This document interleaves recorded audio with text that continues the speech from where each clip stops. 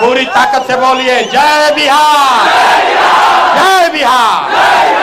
भरोसा रखिए अब 3 महीना में राउर जिंदगी बदले वाला बा। बिहार से गरीबी को हम लोग झाड़ू मार कर बाहर भगाने वाले। सब लोग तैयार बना। हम नेता ना हैं या वोटो ना मांगी। आप लोग इतने दूर से यहाँ आए हैं, आप सोच रहे हैं कि प्रशांत किशोर यहाँ वोट मांगियान, तो भाई हम वोट ना मांगी। वोट काहे ना मांगी रउआ समझ ली। ए भाई वोट मांगे वाला तो हर 1-2 बरिस पर कोई ना कोई रउआ पास आवते बा।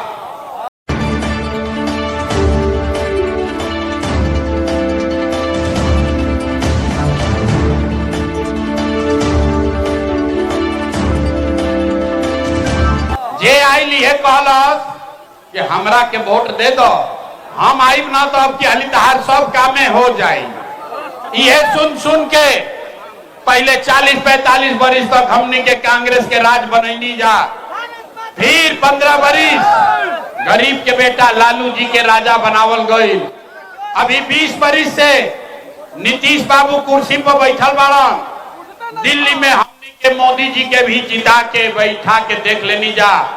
हमने के राउर लइकन के बक्सर में, भोजपुर में, डुमराव में राउर लइकन के जिंदगी ना सुधरल, तब आइल बारन कोनो प्रशांत किशोर। रउआ हमार बात सुनब, हमरा पर भरोसा करके हमरा के वोट दे, तो एकर का गारंटी बा कि जीतला के बाद हम रउआ संगे धोखा ना करब। ए भाई वोट से पहले तो सब बढ़िया बतियावेला, वोट के बाद रउआ के धोखा देला। यही से हम वोट मांगबे ना करी। लेकिन इतना आदमी जुटल बानी जा, तो सब आदमी मिल के अभी 15 मिनट में एगो रास्ता हमने के सिखल जाई, गरीबी से निकले के रास्ता। ये रास्ता अगर आपने सीख लिया तो फिर जकरा के मन होके ओकरा के वोट दे दी। वोट जिसको मन है उसको दे दीजिए, लेकिन जो रास्ता अभी 15 मिनट में सिखाएंगे, वो रास्ता अगर वैसे वोट दिए तो और कुछ हो की चाहे ना, आपके लिए, आपके बच्चों के लिए इसी बिहार में, डुमराव में, बक्सर में, भोजपुर में बढ़िया पढ़ाई या रोजगार की व्यवस्था निश्चित तौर पर हो जाए। अब आदमी भकुआ के देखता ये भाई ऐसे कैसे होई। नेताजी लोग के ही कहलन जा कि हमरा के वोट देबो तब सुधार होई। प्रशांत किशोर कहता जेकरा के वोट देवे के बाद दे दो, लेकिन सुधार होइबे करी। आ जेकरा जेकरा ई रास्ता सीखे के बाद हमरा बात पर भरोसा नहीं करे के, अपना आंख के सामने जादू देखी कि जौन रास्ता अभी रवैया से सीखो, ये सीख कर जाइएगा तो आपके बच्चों का भला होगा ही होगा। नहीं हो तो नेताजी का नहीं, मुखिया, विधायक, सांसद, मंत्री का नहीं, अपना भाई, अपना बेटा प्रशांत किशोर का गला पकड़िएगा। तब जेकरा जेकरा ई रास्ता सीखे के बाद 15 मिनट तक आपस में बात नहीं खे करे के, कोई ताली नहीं बजाना है, नारा नहीं लगाना है, बेनो नहीं खे हाके के। गर्मी लागता, लेकिन याद रखी इसी गर्मी में बिहार का एगो दुगो नहीं, 50 लाख बच्चा, आपका पति, बेटा, भाई, भतीजा इसी गर्मी में किसी फैक्ट्री में अपना हड्डी गला रहा है, अपना पेट काटता है कि 6,000-8,000 घरे भेजेंगे तो हमारा बाल बच्चा खाएगा। तो अगर अपने बच्चों को इस गरीबी से निकालना चाहते हैं तो 15 मिनट तक गर्मी बर्दाश्त करे के बाद अब भाषण हो गई खत्म। 3 गो सवाल अब खाली रउआ से पूछल जाई। अब पढ़ाई हो गई शुरू, भाषण खत्म, पढ़ाई शुरू। 15 मिनट में एजा से ज्ञानी बन के रउआ जाई, रउआ पता चल जाई कि कौना वजह से बिहार में गरीबी बा, एकरा से निकले के रास्ता उपाय का बा। तो जेकरा जेकरा ई रास्ता सीखे के बाद उसको जब सवाल पूछेंगे तो हाथ उठा के खाली हाँ या ना बोले के बाद, हाथ काहे उठावे के बाद, ए भाई हथवे में सब दम बा। गरीब होके, अमीर होके, कमजोर होके, बरियार होकर, हथवे में सब दम बा। इसी हाथ से जिसका बटन दबा दीजिएगा वहीं से राजा पैदा हो जाएंगे। अब बीच में बोले कि नहीं कि सब लड़का लोग जब बोल रहे भाषण मत कराओ, जाना सारे लोग जब सवाल पूछब तो हाँ या ना खाली कहे के बाद हाथ उठा के। पूरे भोजपुर के इस मैदान में जुटे हुए सारे लोग एक बार जरा सोच के बताइए, आपके गांव पंचायत में, डुमरांव में, भोजपुर में और कुछ हो या न हो, आपके लिए, आपके बच्चों के लिए बढ़िया पढ़ाई या रोजगार का व्यवस्था होना चाहिए कि नहीं होना चाहिए? अथवा तो सबके उठावे के पड़ी, हाथ सबका उठाना है, सबको हाथ उठाकर बताना है। और कुछ हो या नहीं हो, पढ़ाई रोजगार होना चाहिए कि नहीं होना चाहिए? अरे यार, यहाँ के आदमी में हथने दम है, जोर से बोलो, होना चाहिए कि नहीं होना चाहिए? झंडा पता का नीचे करो। हम ना सिखैली, देखिए भोजपुर के जनता कितना समझदार बा। अरे भाई, आप पढ़े लिखे हैं या अनपढ़, हिंदू है या मुसलमान, अगड़े हैं या पिछड़े, महिला है या पुरुष, अमीर है या गरीब, युवा है या बुजुर्ग, सब आदमी कहल हो कि ना भैया और कुछ होके चाहे ना, हमनी के पढ़ाई रोजगार जरूर होके के चाहिए। इतना बात तो सबके बुझाता। आपको पहले से मालूम है किसी प्रशांत किशोर, किसी नेता का जरूरत नहीं है। आपको मालूम है अगर आपके लिए, आपके बच्चों के लिए बढ़िया पढ़ाई रोजगार हो जाए तो कोई मुखिया बनो, कोई विधायक बनो, लालू बनस, नीतीश बनस, अगर आपके बच्चे के लिए बढ़िया पढ़ाई रोजगार हो जाए तो आपका जीवन सुधर जाएगा। ये बात पहले ही से सबके मालूम बा। अब देखी रहुआ अपना दुर्दशा के कारण सारा आदमी एक बार तनी अपन अपन लड़कन के चेहरा याद कर ली जा। सारे लोग अपने अपने बच्चों का चेहरा याद कीजिए और अपने बच्चों के नाम पर एक बार ईमानदारी से बताइए, आप में से किसने जीवन में एक बार भी अपने बच्चों के पढ़ाई रोजगार के लिए वोट दिया है? देखिए तने अपना क्षेत्र के जनता के दुर्दशा देखी। अभी बुझाता कि बिजली के करंट मार देलो। अभी कितना जोर से बोलनी है, ए भैया पढ़ाई और रोजगार होके के चाहिए। अरे भाई, हाई माइक दे दी, आधा आधा घंटा आदमी भाषण दी हम। कोई कहता लालू बर्बाद कर दिलन, कोई कह रहा है मोदी ने लूट लिया, कोई नीतीश को गरिया रहा है, कोई मुखिया को। अरे भाई, आपने तो अपने बच्चों के पढ़ाई रोजगार के लिए, अपने बच्चों के लिए वोटे नहीं दिया तो दूसरे को दोष क्यों देते हो? अब कोई खड़ा होके कही बिहार में बकैती बहुत बा, तो कोई बकैत खड़ा होके कही ये भैया एकर का गारंटी बा कि अपना लइकन खातिर वोट दिहल जाई तो हमने के पढ़ाई रोजगार मिली। कौना नेता के वोट दिहल जाओ, हमने के तो सब नेता के वोट दे के देख लेनी जा। बिल्कुल इसका गारंटी है, वोट जकरा के बुझाए ओकरा के दे दी, आपके बच्चे को पढ़ाई रोजगार मिलेगा ही मिलेगा। हमरा बात पर भरोसा नहीं क्या करे के? अभी 2 मिनट में जादू देखी अपना आंख के सामने की राहुआ लड़का के पढ़ाई रोजगार कैसे मिली।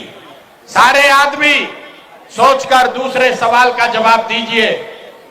आज तक आपने जिस नेता को भी वोट दिया, आज तक जौना नेता के हमने के वोट देनी जा, उन नेताओं ने आपका और आपके बच्चों का काम किया है कि नहीं किया है? नहीं किया तो हथवा उठा के बोले के बाद, हथवा उठे के चाहिए ना, आवाज नहीं आया, हाथ उठाकर बोलिए, नेताओं ने आपका काम किया है कि नहीं किया है? किया है कि नहीं किया? भाई जोर से बोलो, काहे गर्दन फड़वा रहे हैं? जोर से बोलिए, किया है कि नहीं किया है? नहीं किया है ना? अब देखो भैया, सब लोग बोल ले बात, अब पलटिएगा मत, वीडियो में रिकॉर्ड हो गई, पूरा जवार देख ले लो। सब लोग कहल है कि भैया जौना नेता के वोट देनी जा, आज तक हमनी के कोई कामे ना कैलस। तब जादू देखी, हम गिनवावे शुरू करता नहीं, सही बोलो तो जोर से हाथ उठा के हाँ बोलो, बात गलत बोलो तो हम ना बोल दे, बात खत्म होई। अभी आंख के सामने दिखी कि रोजगार पढ़ाई कैसे मिली। पूरा बिहार में, बक्सर डुमरांव में बहुत सारे लोगों ने 5 किलो अनाज के लालच में मोदी जी को, भाजपा को वोट दिया है। तो बिहार में चाहे जितना चोरी भ्रष्टाचार बा, 1 किलो चोरी करके 4 किलो अनाज एजा के गरीब आदमी के मिलता कि नहीं के मिला? अथवा उठा के बोले के बाद 4 किलो अनाज यहाँ के लोगों को मिल रहा है कि नहीं मिल रहा है? आपने हमने वोट दिया हिंदू मुसलमान बन के। चुनाव से पहले सब हिंदू लोग कहलन ए भाई हमनी के दशा कुछो होके, डुमराव भोजपुर गांव के दशा कुछो होके, पहले अयोध्या में राम जी के मंदिर बने के चाहिए। तो भैया आपके गांव में नाली गली नहीं बना, स्कूल अस्पताल नहीं हुआ, भोजपुर डुमराव में फैक्ट्री नहीं लगी, आपको इंदिरा आवास नहीं मिला, लेकिन आपके वोट से अयोध्या में राम जी का मंदिर बना है कि नहीं बना है? हाथ सबके उठा के बोले के बाद दोबारा ना कहो मंदिर बनल बा कि नहीं बनल। आपने हमने कई लोगों ने वोट दिया नीतीश कुमार को, लोग कहल ना मोदी के ना देव, लालू के ना देव, हम तो नीतीश के वोट देव, हमारा बिहार में बिजली पानी सड़क चाहिए। लालू जी के राज में बिहार में बिजली पानी सड़क ना रहे, तो नीतीश के राज में इसी भ्रष्टाचार वाले बिहार में बिजली का बिल 1000 आए चाहे 2000, घरे घरे बिजली आया है कि नहीं आया है? आपने हमने वोट दिया जाति के नाम पर, अपना जात के नेता के। बिहार में आदमी कहेला जी ही चाहे मर जाई, अपना जाते वाला के वोट दे। तो आपके जात के नेता ने आपके बच्चों के लिए पढ़ाई रोजगार का बात नहीं किया, लेकिन जाति का बात और जाति का गिनती जनगणना पूरा बिहार में कराया है कि नहीं कराया है? अरे भाई जाति के जनगणना भइल बा कि नहीं के भाई? तो 2 बार हिलैला पर काहे बोलते हो? हाथ उठाकर बोलो जाति का जनगणना हुआ है कि नहीं हुआ है? आपने हमने वोट दिया सिलेंडर के लालच में मोदी जी के। सभे कहल कि अब सिलेंडरे पर खाना बनावल जाए, तो भैया सिलेंडर के दाम 1000 हो कि 1200, घरे घरे सिलेंडर बटाई बा कि नहीं के बटाई? आपने हमने वोट दिया मोदी का भाषण सुन के कि मोदी जी ने गुजरात में बड़ा विकास किया है। तो भैया मोदी गुजरात में तो विकास करता, पूरा देश का पैसा ले जाकर मोदी गुजरात के गांव गांव में फैक्ट्री लगा रहे हैं, और पूरे बिहार से, बक्सर, भोजपुर, कैमूर से आपके हमारे बच्चे गुजरात में जाकर नौकरी मजदूरी कर रहे हैं कि नहीं कर रहे हैं? ए भाई तो कौना बात पर वोट देनी जा कि नाम मिलो? अरे आपने अपने बच्चों के नाम पर कहा कि भैया जीवन में अपना लइकन के पढ़ाई रोजगार खातिर वोट ना देनी, ये जादू दिखावे आइल बानी। वोट वोट ना मांगी, ये बात दिखावे आइल बानी। ये बात बताओ तनी भैया बोइब बबूल तो आम कहां से खइब? वोट दे तारा 5 किलो अनाज खाती तो रोजगार कैसे भेटाई? वोट दोगे जाति के नाम पर तो लइकन के पढ़ाई कहां से होई? आपने अनाज के लिए वोट दिया, 4 किलो अनाज मिल रहा है। आपने मंदिर के लिए वोट दिया, अयोध्या में मंदिर बन गया। आपने बिजली के लिए वोट दिया, घर घर बिजली आ गई। आपने जाति के लिए वोट दिया, गांव घर में जात के चर्चा गिनती हो गई। आपने सिलेंडर के लिए वोट दिया, घर घर सिलेंडर बटा गई। आपने गुजरात के विकास के लिए वोट दिया, गुजरात में फैक्ट्री लग गई। आपने अपने बच्चों के पढ़ाई रोजगार के लिए वोट नहीं दिया, इसीलिए पूरा बिहार का बच्चा अनपढ़ और मजदूर बन गया। यही बात बतावे आइल बानी। वोट कोई के दी, वोट कोई के दी, यह बात बतावे आइल बानी। आपको यही सिखाने आए हैं, आप हनुमान हैं, अपना शक्ति भूल गए हैं। अरे भाई वोट जिसको मन है उसको दीजिए, लेकिन जिस बात के लिए वोट दीजिएगा आपके वोट में इतना ताकत है वो होगा ही होगा, चाहे रुआ लालू के दी कि नीतीश के दी, जनसुराज के दी कि मोदी के दी। जौना बात खातिर हुआ वोट दे वो काम हो कहीं के बाद, यही बात बताने आए हैं। वोट नहीं मांगते हैं। 3 बरिस से अपन घर परिवार छोड़ के गांव गांव पैदल गईनी। आपके यहाँ गाड़ी से आए हैं, लेकिन 2 बरिस पैदल चलनी, 5500 गांव में गईनी। गांव में जाके एक के बात बताओ तनी, करे मेरे भाई अगर आप अपना और अपने बच्चे का चिंता नहीं करोगे तो दुनिया में कोई दल, कोई नेता आपके बच्चे का चिंता नहीं करेगा। काहे करी भाई? जब रउआ अपन लड़का के चिंते नहीं थे तो लालू, नीतीश, मोदी, प्रशांत किशोर राव लड़का के चिंता काहे करी है? अब रउआ के अभी अपना आंख के सामने रउआ दिखाई कि रउआ अपन लड़कन के, रउआ अपना लड़कन के चिंता बा कि ना। ओकरा बाद 3 गो सवाल के बाद ही पढ़ाई खत्म, अब फिर रउआ के एगो गरीबी से निकले के मंत्र सिखाई। तो सारे लोग अंतिम सवाल का जवाब दीजिए, और कुछ हो या न हो, आपको अपने बच्चों की चिंता है कि नहीं है?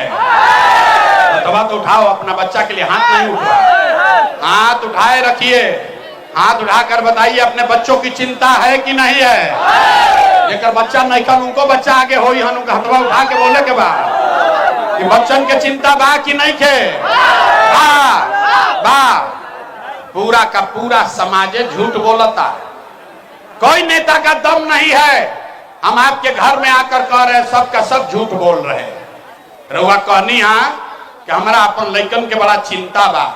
अरे मेरे भाई, हम आज आपके यहाँ भोजपुर में आए हैं, रास्ता में अगर 100 गो बच्चा मिला, आपके गांव जवार का 100 बच्चा अगर मिला है, आधा से ज्यादा इस जवार के बच्चों के शरीर पर शुद्ध कपड़ा नहीं है। किसी भी गांव पे चलिए, कौनो गांव में रउआ चली हमरा संगे, गांव में आधा से ज्यादा छोट लइकन के पैर में 50 रुपया के हवाई चप्पल भी नहीं थे। लोग से पूछता नहीं, ए भाई अपना लइका के का हाल कैले बाड़ो, कम से कम एगो चप्पल काहे नहीं खरीदत, कपड़ा काहे नहीं पहनावत? लोग कहता भैया इतना गरीबी है, इतना भ्रष्टाचार बा, इतना गरीबी बा, इतना महंगाई बा, कहां से लइका के कपड़ा पहनाई, कैसे चप्पल खरीदी, कैसे पढ़ाई, कैसे खिलाई?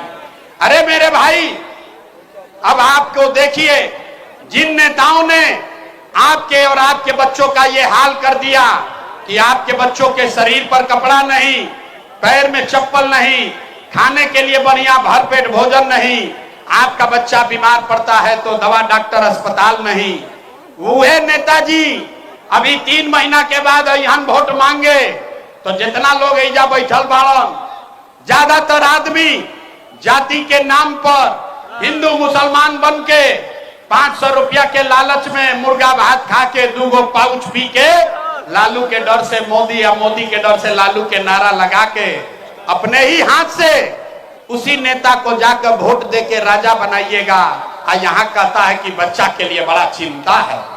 अरे भाई, अपना लइकन के नाम पर झूठ बोलता नहीं तो राउर लइका ना भोगी, हम तो के भोगी? हम मीठा बात ना बोली, मीठा बात नहीं बोलते हैं। बिहार में आदमी के सब बुझाता, खाली अपन लइकन के बात नहीं के बुझा। अरे भाई, लइकन के चिंता का होला? अगर सीखे के बा तो एक बार तनी लालू जी के देखी, लालू जी के अपन लइका के चिंता बा। लालू जी के लइका 9वां पास ना कैलन, लालू जी के लइका 9वां पास ना कैलन, लेकिन लालू जी के चिंता बा कि हमार लइका बिहार के राजा बनो। हम ये बात कहता नहीं तो कुछ आदमी के बुझाता कि हम लालू जी के शिकायत करता नहीं। अरे ना रे भाई, हम तो लालू जी के तारीफ करता नहीं। लालू जी इतना अच्छा बाप बाड़न, लइका 9वां नहीं पास कैले, लेकिन चाहता कि बिहार के राजा बनो। रउआ अपन दशा देखी, राउर लइका मैट्रिक पास कर लेलस, आईए बीए कर लेलस, ओकरा चपरासियों के नौकरी नहीं मिलत, लेकिन रउआ ओकर कोनो चिंता में नहीं थी। गांव में बैठ के, घर में, खेत खलिहान में, चौक चौराहा पर, दलान में, चाय के दुकान पर आदमी बैठ के चर्चा करता कि लालू जीतिहन की नीतीश जीतिहन, मोदी जीतिहन की जमशुराज जीती। अपना से पूछी, आपने कब ये चर्चा किया कि आपका बच्चा कब जीतेगा? यही बात बताने आए। बिहार में आदमी के सुधार ही के नहीं खेरे भाई। 5 बरिस ऐजा आदमी जियता नरक के जिंदगी। कौनो गांव में चली, लोग ये बताइए भैया नाली गली नहीं खे, ए भैया इंदिरा आवास नहीं खे, खाए के नहीं खे, कोई बीमार पड़ जाता तो दवा डॉक्टर नहीं खन, हमने के घर नहीं खे, रोजगार नहीं खे। 5 बरिस ये नरक के जिंदगी जियतनी, आ फिर वोट आवता तो सब बात भूला जाता। वोट के दिन एक एक बात याद रही, हमरा जात के खड़ा बा, चलो ओकरे के वोट दियाई। वो चाहे चोर होके, बदमाश होके, राउर लइकन के लूट के ले गई बा, लेकिन अपन जात के होकी तो ओकरे के जाके बटन दबाई तो रुआ बताई कैसे सुधार हो। आदमी कहता है भैया एजा विकल्प ना रहे, अब रुआ आइल बानी, प्रशांत किशोर आइल बालन, बड़ा पढ़ल लिखल बान, भैया रुआ आगे आगे चली, हमने के सब आदमी रुआ के वोट दिया जाए, मदद कल जाए, रुआ बिहार के सुधारी। हम रउआ के हाथ जोड़ता नहीं रे भाई। एगो प्रशांत किशोर के छोड़ी अगर 10 गो प्रशांत किशोर आ जाइहन तब वो बिहार सुधरे वाला नहीं थे। जब तक आप नहीं सुधरिएगा तब तक कोई बिहार को नहीं सुधार सकता है, कोई नहीं सुधार सकता है। हम गांव में चलीला पूछिला भैया वोट केकरा के देले रहो, कहता है मोदी जी को। पूछे काहे, बोला मोदी जी का सीना है 56 इंच के। सुनी बिहार के लोग के दुर्दशा के कहानी। पूछे मोदी को वोट काहे दिए, बोला मोदी का सीना है 56 इंच का। पूछनी के एकरा से का होई, बोला एकरा मोदी जी सब मियां जी लोग के मार के भगा दीहन, पाकिस्तान पर बम गिरा दीहन, पाकिस्तान के 4 टुकड़ा कर दीहन। देखिए बिहार के लोगों का दुर्दशा। अरे भाई डुमराव के गांव में बैठ के रउआ ये बुझाता कि मोदी के सीना 50 इंच बाकी 56 इंच, लेकिन अपन लइकन के बिहार भर के लइकन के खैला बगैर सीना सिकुड़ा के 15 इंच भइल बा। ई रउआ नइखे लौकत रे भाई, तो सुधार कैसे हो? ना हो सकेला सुधार। हमारा भाषण देवे से कुछ ना होई, हमारा कितना बुर्बक मत बुझी। हम कतनो गला फाड़ नहीं जाके आदमी सुधरी हन ना, एजा से बहरिया निकली हन आ फिर बात भुला जाइए। यही से रउआ के एगो अभी मंत्र सिखाई, वो रास्ता वो मंत्र याद कर लीजिए और फिर उसके बाद जिसको मन है उसको वोट दीजिए। लेकिन जो अभी मंत्र सिखाई वैसे दे तो और कुछ हो चाहे ना, दिवाली छठ के बाद रउआ लइकन के रोजगार पढ़ाई जरूर हो जाए। सारे लोग अब ध्यान से वो रास्ता सीखी। अगली बार जब वोट देने जाइए जकरा के बुझाए ओकरा के वोट दी। लेकिन ये बात याद रखिए, जिन नेताओं ने बिहार को लूटा है, जिन नेताओं ने आपके बच्चों को अनपढ़ मजदूर बनाया है, जिसने आपके पेट पर लात मारा है, वो आपके जाति का हो या धर्म का, दल का हो या गांव का, उसको वोट नहीं देना है। तो अगर ये बात बुझात हो के तो सब आदमी हाथ उठाई जा, देखी कितना आदमी सुधरे के तैयार बा। ना उठल हाथ, सबके हाथ सब सारे लोग उठाओ भाई। जो पीछे बैठे हैं वो भी हाथ उठाइए और हाथ उठाकर जवाब दीजिए। जिन नेताओं ने बिहार को लूटा है उसको वोट देना है कि नहीं देना है? आवाज ना, नेता सब इतना चूस ले सन की मुंह में से आवाजों नहीं निकला। अरे जिन नेताओं ने बिहार को लूटा है उसको वोट देना है कि नहीं देना है? देना है कि नहीं देना है? आपके जाति का होगा, दोगे कि नहीं दोगे? हिंदू मुसलमान करी हम देव कि ना दे? अल्लाह के 2-2 हजार रुपया बटी हम देव कि ना दे? ना दे? अरे हम तो जन्ने की रवा सब होशियार बनी जा। अरे हाथ नीचे कीजिए, रास्ता सीखिए। 2,000 रुपया देगा, पैसा लेना है। काहे लेना है पैसा ये समझिए। आप बताइए 5 बरिस राशन कार्ड बनावे में 2,000-2,500 घूस लागल बा कि नहीं लागल? ए भाई सबके बोले के बाद राशन कार्ड बनावे में पैसा लागल बा कि नहीं लागल? जाति प्रमाण पत्र बनावे में पैसा लागता कि नहीं लागल? एजा भोजपुर के गांव में 100 रुपया के शराब 300 रुपया में बेचाता कि नहीं बेचा? हाथ उठाकर बताइए शराब बिक रहा है कि नहीं बिक रहा है? थाना में पुलिस वाला लूट रहा है कि नहीं लूट रहा है? सीओ वीडियो जमीन के दाखिल खारिज में पैसा लेता हन कि नहीं खान ले? बिजली के बिल ज्यादा आवता है कि नहीं आवा? अरे भाई तो 5 बरिस हमनिये से चंदा कह के लूट के पैसा जमा कैले वाला सन, वही में से भोटवा के समय ला के 1,000-2 हजार दिया सन, तो हमनिये के अपने पैसा ले लेवे के बाद। लेकिन पैसा लेला के बाद एक वो मंत्र याद करे के बाद, गरीबी से निकले वाला मंत्र। सारे लोग याद कर लीजिए, जीवन में एक बार संकल्प लीजिए। इस बार जब वोट देवे जाइए, इस बार जब वोट देने जाइए तो जीवन में एक बार संकल्प लीजिए, इस बार वोट किसी नेता के लिए नहीं, किसी दल के लिए नहीं, अपने जात के लिए नहीं, हिंदू मुसलमान के लिए नहीं, 5 किलो अनाज के लिए नहीं, नाली गली के लिए नहीं, मंदिर मस्जिद के लिए नहीं, लालू नीतीश मोदी प्रशांत किशोर के लिए नहीं। जीवन में एक बार वोट सारा आदमी संकल्प लेगा, जीवन में एक बार वोट अपने अपने बच्चों के लिए देना है, अपने बच्चों के पढ़ाई और रोजगार के लिए देना। ताली नहीं क्या बजावे के? इतना बुर्बक मत बुझा कि ताली बजेबा निकल जाइबा। हाथ जकरा जकरा बुझाई लोग के हाथ उठाई, सारे लोग हाथ उठाइए और हाथ उठाकर संकल्प लीजिए, अगली बार वोट अपने बच्चों के लिए देना है कि नहीं देना है। आवाज ना आए, अपना बच्चा के लिए वोट देना है कि नहीं देना है। अपने बच्चों के लिए वोट देना है कि जात के लिए वोट देना है, याद रही।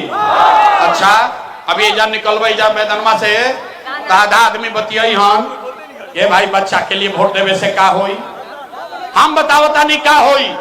अब देखिए जादू नंबर 2, आप अपने बच्चे के लिए वोट दीजिएगा तो क्या जादू होगा अभी देखिए।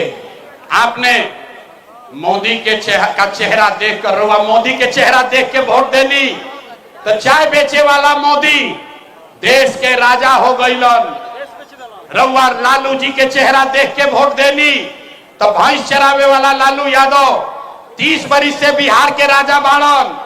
रउआ नीतीश के चेहरा देख के वोट देनी तो वैद के लड़का नीतीश कुमार 20 बरिस से बिहार पर राज करतड़न। एक बार हमार बात मानी, एक बार अपना लइकन के चेहरा देख के वोट दी ही, रउआ वोट में इतना ताकत बा और लइका भी बेरोजगार ना रही। अब अगर बुझा गए लोग तो फिर से हाथ उठाई, जान छूटे वाला नहीं थे, हाथ उठाइए और सारे लोग मुट्ठी बांधिए, मुट्ठी बांध कर बोलिए अगली बार वोट अपने बच्चों के लिए देना है कि नहीं देना है। अपने बच्चों के लिए वोट देना है कि नहीं देना है। देवे के बाद झूठ नहीं ना बोलो, झूठ नहीं बोलत ना। अब ताली बजावे के मौका आइल बा, हाथ नीचे करी, हाथ नीचे। अभी ताली मत बजा, अभी सुन तो लो भैया, सुन तो लो काहे खातिर ताली बजावे के बा। ताली बजावे का मौका बा। अगर आपने जो संकल्प लिया है, जात धर्म पैसा मुर्गा भात छोड़कर अगर आपने अपने बच्चों के लिए वोट दिया तो हमरा से लिख के ले ली। अब की हाली जब रउआ दिवाली और छठ मनाई, इस बार जब आप दिवाली और छठ मनाइएगा तो आपके बदहाली का, बिहार के गरीबी का ये अंतिम दिवाली और छठ होने जा रहा है। अब जरा ताली बजाए बजा लो, तब आप बताइए कि कैसे। अब एक रुको भाई, अब सुन लो दिवाली के बाद क्या होई। अगर आपने अपने बच्चों के लिए वोट दिया, ये जनता का राज बनाया, तो छठ के बाद एक और पहला संकल्प बा, नाली गली बनी चाहे मत बनो, स्कूल अस्पताल जब सुधरी तब सुधरी, लेकिन साल भर के अंदर सारा लोग याद कर लीजिए, साल भर के अंदर जितना राउर घर के सवांग गई बड़न जा बाहर मजदूरी करे, जो बच्चे यहाँ पढ़ लिख कर बेरोजगार बैठे हैं उसको सरकारी नौकरी मिले या ना मिले, लेकिन सभी के लिए कम से कम 10 से 12 हजार रुपया के रोजी रोजगार के व्यवस्था ये बिहार में करके दे दी।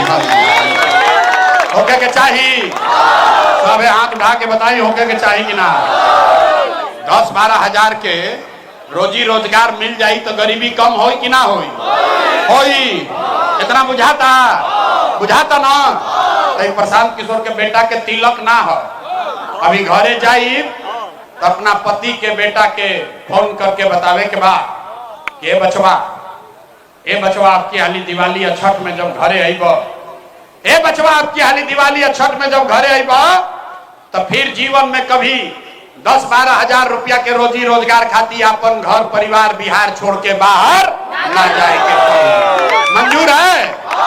सबके मंजूर बा? सबसे पहले ही काम होके के चाहिए कि ना? पलायन बंद होके के चाहिए ना भाई? सब लोग तैयार बा ना?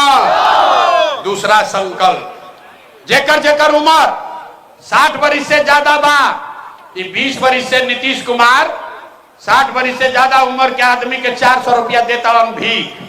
तय भाई कि अगर आपने अपने बच्चों के लिए वोट दिया, जनता का राज बनाया, तो छठ के 1 महीना बाद से, दिसंबर से, कार्तिक महीना से 60 बरिस से ज्यादा उम्र के हर महिला पुरुष को 400 रुपया का भीख नहीं, 1100 रुपया पेंशन नहीं, हर महीना 2000 रुपया का सम्मान राशि जरूर दिया जाएगा। के चाहिए पास रुपया करते नहीं, पास करते हाथ उठा के बोली होना चाहिए। तीसरा और अंतिम संकल्प ध्यान से सुन लो, अभी परीक्षा होई, ऐसे ना जाए दे, परीक्षा कर ले। तीसरा संकल्प, तीसरा और अंतिम संकल्प, 10-12 हजार के रोजी रोजगार से जीवन ना सुधरी, 2000 रुपया मिले से जीवन ना सुधरी। जीवन तब सुधरी जब राउर लड़का, राउर नाती पोता, राउर लड़का पढ़ लिख कर अफसर बनी। आज गरीब का लड़का पढ़ नहीं रहा है, आपका गरीब का बच्चा जाता है सरकारी विद्यालय में, वो पढ़ता नहीं है, खिचड़ी खाया घरे चला आया। तय हुआ कि अगर अपने बच्चों के लिए आपने वोट दिया, उसके शिक्षा रोजगार के लिए रुआ वोट देनी, तो दिसंबर महीना से जितना आदमी जा बड़न, जितना गरीब आदमी है, जब तक सरकारी स्कूल नहीं सुधरेगा, आप अपने बच्चा को यहीं भोजपुर में, डुमरांव में, अंग्रेजी स्कूल में, अपना गांव में प्राइवेट स्कूल में भेजी। स्कूल भेजे के खर्चा सरकार के ओर से भरल जाई, ताकि गरीब से गरीब का लड़का भी अंग्रेजी स्कूल में पढ़ सके। होके के चाहिए। सब लोग तैयार बा? ये तीनों बात बुझा गई, तब परीक्षा ले लेता नहीं। अब बताई कि अगला बार वोट 5 किलो अनाज खाती देवे के बा कि रोजगार खाती देवे के बा? देखिए कितना आदमी हाथ नहीं खन उठाओ। अरे भाई 5 किलो अनाज चाहिए कि रोजगार चाहिए? लड़कन के पढ़ाई चाहिए कि जात चाहिए? जात चाहिए कि पढ़ाई चाहिए? लालू नीतीश मोदी का राज चाहिए कि जनता का राज चाहिए? अगर लालू चाहिए लालू बोलो, आज अगर मोदी नीतीश चाहिए मोदी नीतीश बोला। झूठ बोलिएगा पकड़ लेंगे। सब लोग सोचकर बोलिए, लालू नीतीश मोदी का राज की जनता का राज। बहुत आदमी नहीं कम बोलत, कहता ना हम सुधरब ना बिहार के सुधरे दे, ना मानिए ना। अभी 5 वर्ष और कुछ चाहिए। ए भाई सोचकर बोलो, लालू नीतीश मोदी का राज की जनता का राज। अगर जनता का राज चाहिए तो अगली बार वोट अपने अपने बच्चों के लिए देना है, अपने बच्चों के पढ़ाई और रोजगार के लिए देना है। सब लोग तैयार बा? तैयार बा ना? झूठ नहीं ना बोला। अच्छा तो अभी पता चला था 3 महीना के बाद वोट होई, नीतीश कुमार के रखल जाई कि हटावल जाई? सबके बोले के बाद नीतीश को रखना है कि हटाना है? आवाज नहीं आया। नीतीश के रखे के बाद कि हटावे के बाद? नीतीश कुमार के रखे के बाद कि हटावे के बाद? नीतीश को रखना है कि हटाना है? आवाज नहीं आ रहा है। रखना है कि हटाना है? रखना है कि हटाना है? हम मोदी आई हन कहियन कि सब लोग नीतीश के एनडीए के वोट दे दो, दिया जाई? काहे ना दियाई? अच्छा हमारा सभा में अइला तो कहता ना दे, काले मोदी अइहन तो मोदी मोदी करके जाओगे। अभी रुको, अभी सब आदमी मिलके 1 मिनट में तय कर जाए कि मोदी काला पर वोट देवे के बाकी नहीं के देवे के। अभी एगो सवाल के जवाब दी आ देखी सबके आंख खुल जाई कि मोदी के वोट देवे के बाकी नहीं के देवे के। सारा आदमी सोच के बताइए, वोट बिहार के, सबके बोले के बाद वोट बिहार के, तो फैक्ट्री कहाँ लागे के चाहिए? रुको भाई सवाल नहीं सुना, पहले चिल्ला दिए। वोट बिहार के तो फैक्ट्री कहाँ लागे के चाहिए, बिहार में कि गुजरात में? सब लोग देखा बोला भाई जकरा जकरा फैक्ट्री चाहिए। फिर से पूछा था नहीं, वोट बिहार के तो फैक्ट्री कहाँ लागे के चाहिए, बिहार में कि गुजरात में? बिहार में कि गुजरात में? बिहार में कि गुजरात में? बिहार में कि गुजरात में? अभी सबके अकील अभी खुली। जितना आदमी मोदी के वोट देले बाजा, रुको, जितना आदमी मोदी को वोट दिए हैं अपना अपना बच्चा के नाम पर बोलिए, 15 वर्ष में मोदी ने फैक्ट्री कहाँ लगाया, बिहार में कि गुजरात में? बिहार में कि गुजरात में? जे मोदी के वोट देले बा मुंह में दही जमैले बा, बोलत नहीं खंजा, डर के मारे बोलत नहीं खंजा। अरे भाई मोदी के भक्त हो, दम है तो बोलिए, 15 वर्ष में मोदी ने फैक्ट्री कहाँ लगाया, बिहार में कि गुजरात में? और से बोलो, बिहार में कि गुजरात में? बिहार में कि गुजरात में? तो ये मंजूर बा? वोट लेबा बिहार में फैक्ट्री लगेबा गुजरात में, मंजूर है? मंजूर है? मंजूर है? तो मोदी काला पर वोट दिया ही न दियाएगा? नहीं दियाएगा तो हाथ उठाइए, हाथ उठाकर बोलिए मोदी का ने वोट दोगे? नहीं दीजिएगा ना? नहीं दीजिएगा ना? और अगर मोदी कहने पर वोट दिए तो गुजरात में जाके लड़का मजदूर बनी हसन, होकर गुनाह होकर पाप आप ही के सर लगेगा। तो मोदी के कहने पर वोट ना दियाई तो नीतीश कुमार तो गई लो रैयन की जय हो। अरे रैयन की जय हो, जोर से बोलो भाई, रैयन की जय हो। भोजपुर के आदमी में हंसने आवाज है, रैयन की जय हो, रैयन की जय हो, रैयन की जय हो। Gallon gallon gallon, Nitish Kumar गए गए, बच गए लालू के ललटे। ए भाई अभी तय कर लो, तय कर लो अभी, लालू के ललटेन चाहिए। ए भाई लालू के ललटेन चाहिए, ललटेन का जंगल राज चाहिए, अपहरण रंगदारी चाहिए। अब दे दे लालू के वोट दे ले बा, मुंह छुपैले बा, कहीं पकड़ा मत जाई, कहीं पकड़ा मत जाई रे भाई। जैसे मोदी वाला लुकाइल रहन जा, अब लालू वाला लुकाइल बढ़न जा। ए भाई सब लोग बोलो, लालू का ललटेन चाहिए, ललटेन का जंगल राज चाहिए, अपहरण रंगदारी चाहिए। लालू रैयन की जय हो, जय हो। लालू नीतीश मोदी तीनों चल गइलन, के बचल, के बचल? आधा घंटा से समझावत तनी ना समझबो हैं? लालू से ठगैल, नीतीश से ठगैल, मोदी से ठगैल, प्रशांत किशोर से ठगैब। अरे भाई जयप्रकाश नारायण ने सिखाया आज से 50 वर्ष पहले, जब बड़ी अत्याचार भई, बहुत भ्रष्टाचार हुआ, तो जयप्रकाश नारायण ने कहा सिंहासन खाली करो कि अब जनता आती है। बिहार में लालू नीतीश मोदी का राज नहीं, जनता का राज होके के चाहिए। पूरा हाथ उठाकर बोली होना चाहिए। सब लोग तैयार है? बिहार में जनता के राज होके के चाहिए, तो बोलिए पूरी ताकत से जय बिहार, जय बिहार। सब सुनला के बाद आदमी कहता ए भाई इतना बढ़िया बढ़िया बतियावत, अपना खातिर क्या चाहता? कुछ आदमी के बुझाते नहीं कि कुछ आदमी कहता है कि हम आइल बने जब मुख्यमंत्री बने, तरवा हमरा के नहीं जाना। हम इतना छोटा सपना लेके पैदा नहीं की भाई, एगो दुगो ना 12 जना के मुख्यमंत्री बनावे में कंधा लगैले बानी। ये मुख्यमंत्री बनने के लिए कंधा इतना पसीना नहीं बहा रहे हैं कि पसीना ऐसे बहावता नहीं, ये सपना लेकर आए हैं कि अपने जीवन काल में एक ऐसा भी दिन देखे जब हरियाणा पंजाब से, गुजरात महाराष्ट्र से लोग बक्सर डुमरांव बिहार में नौकरी मजदूरी करने आए, तब मानेंगे कि बिहार में विकास हो गया। सबके सब लोग तैयार बा बात पर? पूरा ताकत से बोलिए जय बिहार।